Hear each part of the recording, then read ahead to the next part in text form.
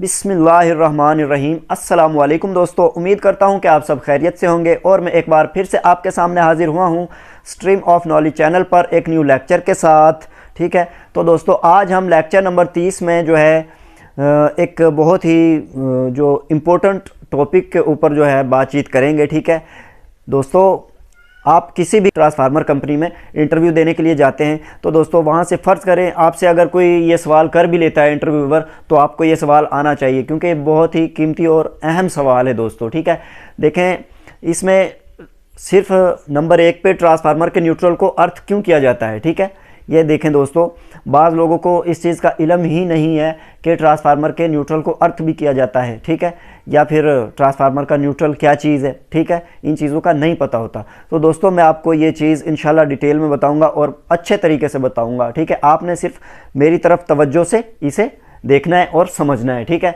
तो दोस्तों शुरू करते हैं। नंबर 1 पे है ट्रांसफार्मर के न्यूट्रल को क्यों अर्थ किया जाता है। ठीक है, तो दोस्तों ट्रांसफार्मर के अंदर जो पीछे से आने वाली इनपुट सप्लाई है उसमें सिर्फ 3 फेज़ आते हैं, सिर्फ 3। ठीक है, मसलन के A, B, C। ठीक है, और जो आउटपुट में फेज़ 4 वायर निकलती हैं उनमें 3 फेज़ और एक न्यूट्रल का पॉइंट होता है। ठीक है दोस्तों, तो जो ट्रांसफार्मर की प्राइमरी वाइंडिंग होती है वो होती है डेल्टा कनेक्शन में और सेकेंडरी वाइंडिंग जो होती है वो होती है स्टार कनेक्शन में। ठीक है, तो ये न्यूट्रल का जो पॉइंट है ये ट्रांसफार्मर की सेकेंडरी वाइंडिंग से निकलता है। ठीक है, सेकेंडरी वाइंडिंग से बनता है और फिर इसे हम ज़मीन में अर्थ कर देते हैं। ठीक है, तो दोस्तों ये किस तरह से बनता है मैं आपको डायग्राम की मदद से समझा देता हूँ। ठीक है दोस्तों, ये देखें, ये ट्रांसफार्मर की सेकेंडरी वाइंडिंग है। इसमें ये हमारे पास पहला कॉइल है और ये दूसरा। ठीक है, और ये तीसरा कॉइल है। ठीक है दोस्तों, इन तीनों को हमने सेम कर देना है इस जगह पे। ये देखें सेम हो गए दोस्तों। ठीक है, यानी कि A, B और C। ठीक है, 3 ये फेज़ हमारे पास हैं। यहाँ से हम न्यूट्रल का पॉइंट जो है निकालते हैं। ठीक है, ये हमारा न्यूट्रल का चौथा पॉइंट बनता है, यानी कि फिर 4 फेज़ हो जाते हैं। ठीक है, मसलन A, B और ये C। ठीक है, ये 4 फेज़ हो गए दोस्तों।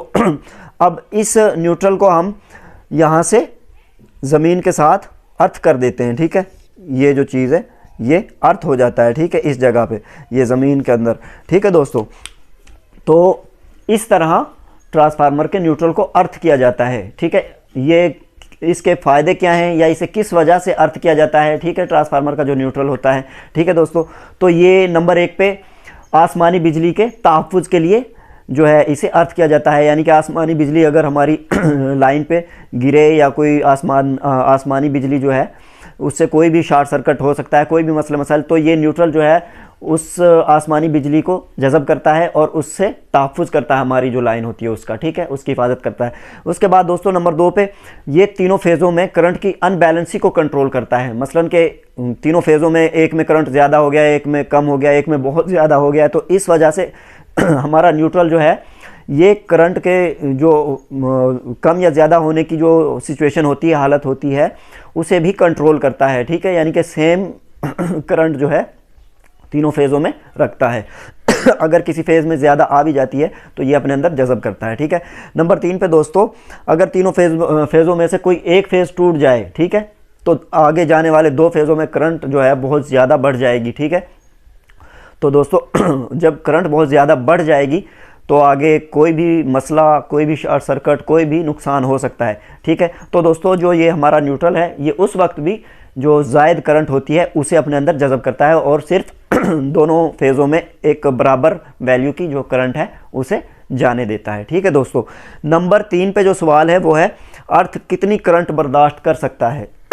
ठीक है दोस्तों, मसलन के कोई भी अर्थ, ट्रांसफार्मर का अर्थ जो है उसकी बात नहीं हो रही, सिर्फ अर्थ की, यानी कि किसी भी डिवाइस के साथ या किसी भी इक्विपमेंट को जो है अर्थ करते हैं हम। ठीक है, तो ये कितनी करंट जो है बर्दाश्त कर सकता है, झेल सकता है।